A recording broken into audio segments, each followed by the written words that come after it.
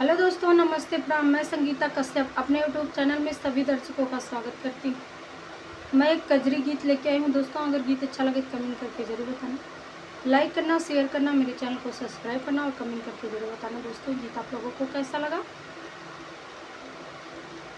फूल लोड़ गईली गौरा बाबा फूलावरिया पहिरी के धानी रंग साड़िया ना।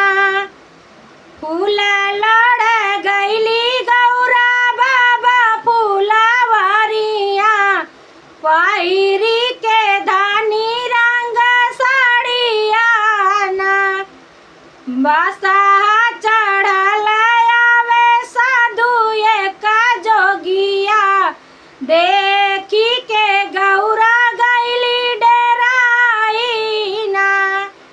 बासा चढ़ल आवे साधु एक जोगिया देखी के गौरा गईली डेराई ना।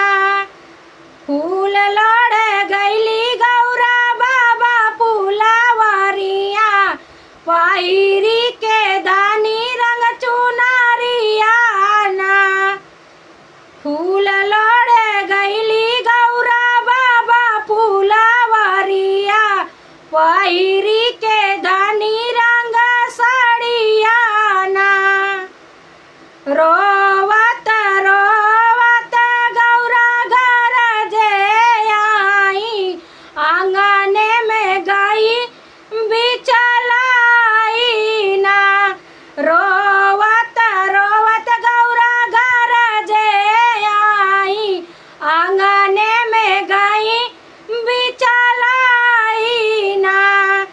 दौरी के आई मैना महतारी जारी के ली उठाई ना। दौड़ी के आई मैना महतारी जारी के ली उठाई ना।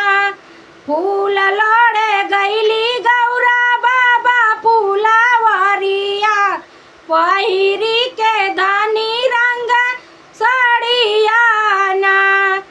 फूल लोड़ गईली गौरा बाबा फूलावरिया पहिरी के धानी रंग साड़िया ना। के ना बेटी मारे सके ना गरिया ऐसे काऊ देखी गईलू डराई ना। के ना बेटी मारे सके ना गरिया ऐसे काऊ देखी गईलू डराई ना। काहे के मोरी गौरा गई उबी चलाई हमके दे तू बताई ना। काहे के मोरी गौरा गईलू भी चलाई देत्यू ना हमके बताई ना। फूल लोड़ गईली गौरा बाबा फूलावरिया पहिरी के धानी रंग साड़िया ना। फूल लोड़ गईली गौरा बाबा फूलावरिया पहिरी के धानी रंग साड़िया ना। नाई के उमर समाई नाई गरिया ऐसे हम गईली डेराई ना। नाही के उमर समाई नाही गरिया ऐसे हम गईली डराई ना। फूलावा लोड़े गए बाबा फूलावरिया उहाँ एक साधु देखायन ना। फूलावा लोड़े गए बाबा फूलावरिया उहाँ एक साधु देखाने ना। बसा सवारी कई